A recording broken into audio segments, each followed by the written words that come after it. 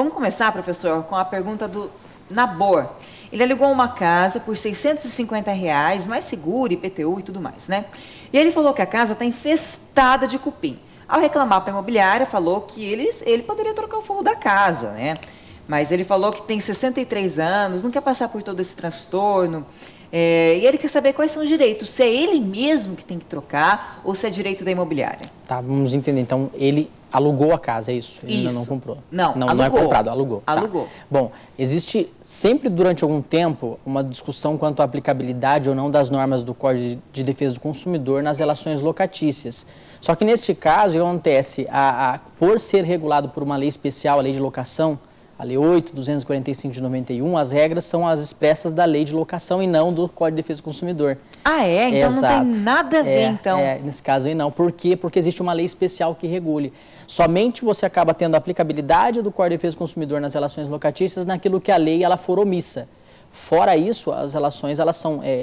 essa relação jurídica ela é regulada pela Lei de Locação mesmo. Então vamos procurar um advogado, né, especializado nessa área para poder tirar essa dúvida, Exatamente. Né? Renata, a avó fez um empréstimo e agora quer baixar o valor da parcela, né? Só que a empresa mudou de cidade. O que ela faz? Como é que ela faz para tentar achar essa empresa? Tá, ela realizou um empréstimo, é isso? Isso. Tá, e daí ela foi tentar adimplir esses valores e daí não conseguiu localizar mais. Não consegue mais localizar a empresa. Agora teria que verificar o seguinte, como é que ficou convencionado a questão, porque ela já deve ter obtido a quantia buscada ali do empréstimo. Né? Agora ela deve estar tendo dificuldade para fazer o adimplemento das parcelas correspondentes. Isso.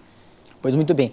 Quando é feito, não ficou muito bem explicado se é uma instituição financeira, se não é. Normalmente deve ser um financeira, ainda mais para a avó, né? Deve ser terceiridade, com certeza. Porque na verdade hoje em dia nós temos várias situações, né? Temos as instituições bancárias mesmo, as empresas de factoring que são equiparadas.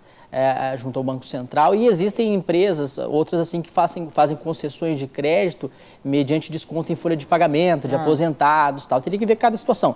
Mas no caso dela, o que acontece? Tem que verificar como é que ficou contratado o pagamento dessas quantias.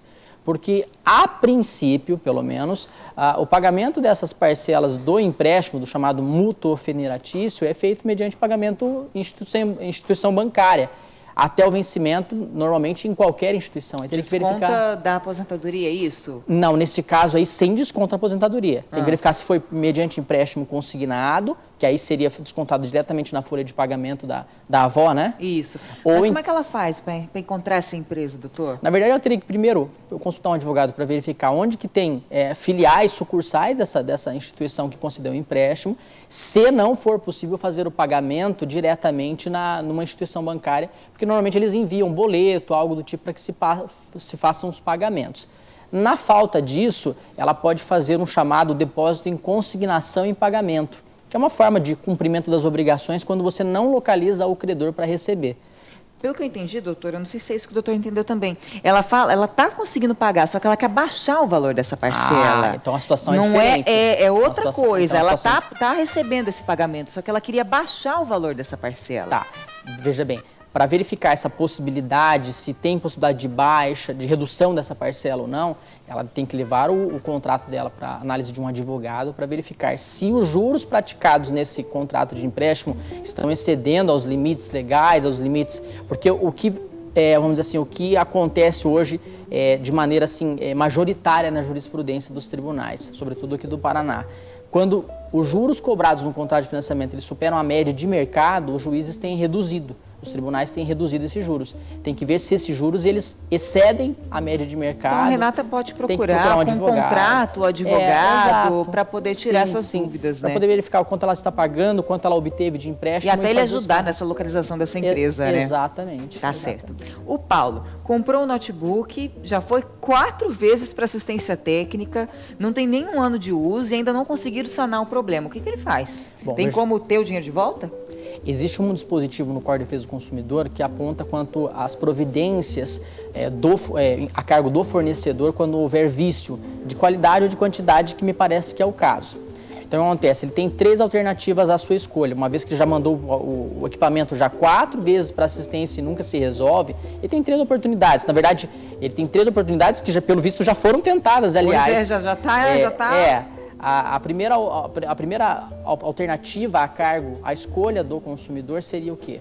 seria fazer a substituição do produto por outro de mesma qualidade, das mesmas características, mas em perfeito estado, o abatimento do preço ou então a devolução do valor pago, uma vez que mesmo submetido esse produto para o fornecedor, aquele que vendeu o produto não foi sanado o vício em 30 dias, aliás, 4 vezes, certamente já passou. E esse prazo, diga-se de passagem, ele não se interrompe a cada tempo. Então, quer dizer, não é 30 dias a cada momento. Os fornecedores acabam fazendo uma leitura seguinte, não, mas não deu 30 dias da última vinda. Não é assim que deve ser interpretado. É 30 dias da compra? Do momento em que apresentou o defeito pela primeira vez e você comunicou ao fornecedor desse problema. E daí, passou esse tempo, ele já pode voltar na loja que ele comprou? Veja bem, primeiro ele vai para assistência, né, para sanar esse vício, exato, já foi, 4 vezes aliás, não resolveu, ele vai pleitear ali no caso a substituição do produto ou devolução do preço ou abatimento do valor pago. É bom ele procurar o PROCON para ter um amparo? É bom, porque daí o PROCON já faz uma primeira comunicação, já chama a empresa e fala assim, acontecendo assim, assim, assado, vamos resolver ou não? Se não tiver solução, ele pode ingressar judicialmente para pleitear a devolução do valor pago. A Rosinéia também pergunta, ela quer entender como é que funciona a garantia estendida, mas eu vou pedir para o senhor responder no próximo bloco, pode ser, certo, doutor? Então não sai daí, no próximo bloco tem mais Tira Dúvidas sobre direitos do consumidor. A gente volta já já. Bom, vamos voltar então com o nosso bate-papo sobre Tira Dúvidas sobre direito do consumidor. Doutor, no outro bloco eu deixei uma pergunta em aberto, chegou a hora da gente respondê-la, né? Deixa eu voltar aqui, da Rosinéia. Ela quer entender como é que funciona a garantia estendida e se vale a pena realmente comprar esse tipo de serviço. Bom, veja bem, o Código de Defesa do Consumidor ele estipula a necessidade de ter um prazo ali de garantia, que seria o prazo de decadência para reclamar por vícios de qualidade ou de quantidade, que 30 dias para bens não duráveis e 90 dias para bens duráveis, equipamentos eletrônicos e tal. A questão da garantia estendida, e mesmo aquela garantia ali contratual, você fala assim, tem garantia de 1 ano. Na verdade, não é que exista uma garantia estendida em relação a isso, é que existe a possibilidade de, a par dos 30 dias dos bens não duráveis e 90 dias dos bens duráveis, o fornecedor ele pode também colocar uma garantia contratual. Já no que entra na garantia estendida, o fornecedor, em razão de alguns aspectos vantajosos, sobretudo econômico para ele, de natureza econômica para ele pode oferecer ao consumidor para que ele não tenha que submeter, por exemplo, a assistência técnica. Ou então que ele possa, a par daquele período de contratação, ele ter mais um prazo para poder reclamar eventuais vícios e tal. O que me parece que, dependendo da situação, é vantajosa, dependendo da situação já não é. Por quê? Depende do produto. Depende do produto, depende dos vícios que possam vir a aparecer, porque com quem nunca aconteceu de você comprar um produto e tem garantia de 1 ano. Aí você compra e funciona maravilhosamente bem. 13º mês, quebra. Não, muitas vezes nem isso. Passaram-se 2, 3 dias depois do término da garantia, pifou o aparelho. Isso. Então o que acontece? Esse defeito ele vai, não, porque está fora do período de garantia. Se era um vício oculto, que já estava presente no equipamento, se demonstrado isso, ainda assim a empresa ela pode vir a responder. Então a questão da garantia estendida é mais para não ter uma certa dor de cabeça maior. Dependendo do produto, então. Dependendo do produto, vale a pena. Dependendo do custo, né? Mas não é uma situação que ela pode ser imposta. E às vezes até desagradável. Você está comprando um produto, não, vamos comprar a garantia estendida. Ele pode oferecer, mas não pode também incomodar assim de ponto que o consumidor tem que ter a livre espontaneidade, liberdade de contratar ou não essa garantia estendida. O Cláudio, ele fala que as filhas dele colocaram um aparelho ortodôntico, mas está dando muito problema. Ele quer saber se pode romper o contrato.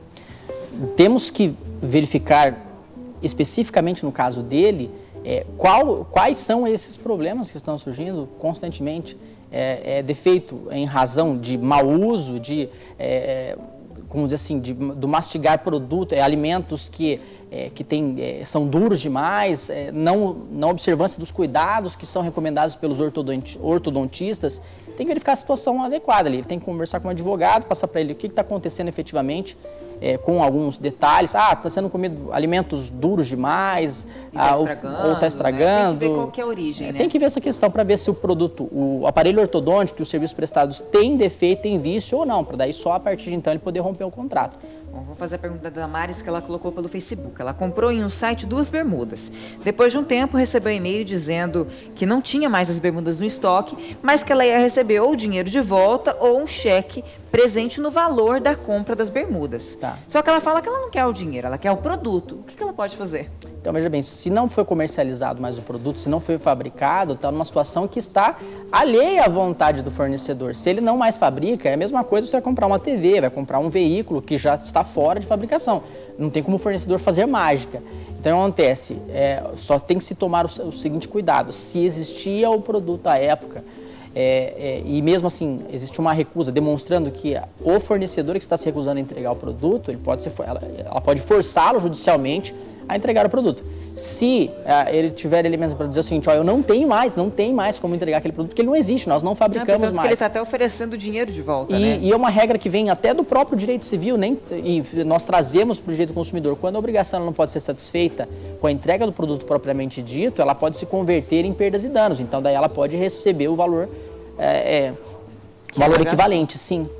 Então tá no direito, Tá né? no direito. A Vera, ela recebe a aposentadoria por um banco, fez empréstimo, mas quitou tudo. Mesmo assim, ela descobriu que ela tinha uma outra conta, que foi aberta uma outra conta que ela não solicitou, e eles estavam enviando cobranças para ela. Ela quer saber o que ela pode fazer e o que deve ser feito. Tá. Vou dividir brevemente em duas partes. Primeiro, a questão da abertura da conta sem a solicitação dela. Isso é uma prática abusiva que deve ser combatida, e ela pode promover uma ação para que demande ao banco o encerramento da conta sem que ela tenha que pagar qualquer encargo. Por quê? A abertura de conta, a contratação de qualquer tipo de serviço que não tenha sido solicitada, ele é nulo de pleno direito. O contrato ele é nulo de pleno direito. Pode entrar contra o banco. Com certeza. A segunda parte, a questão dos juros, do empréstimo, no caso ali, né? Não, o empréstimo ela falou que quitou. A única quitou. Que são as cobranças. Isso, as cobranças indevidas então, dessa taxa de manutenção da conta que ela não pediu. Da conta que ela não pediu. Então, dá para responder juntamente. Então, da mesma forma como é nulo o contrato, porque não houve solicitação prévia, nulos também os encargos que estão sendo cobrados decorrente dessa conta. Então, a dona Vera pode procurar um advogado e pleitear os seus direitos, com certeza. Né? Obrigada, doutor, pelas questões de hoje. Agradecer ao Nopar mais uma vez, a Fênix. Um beijo, tá?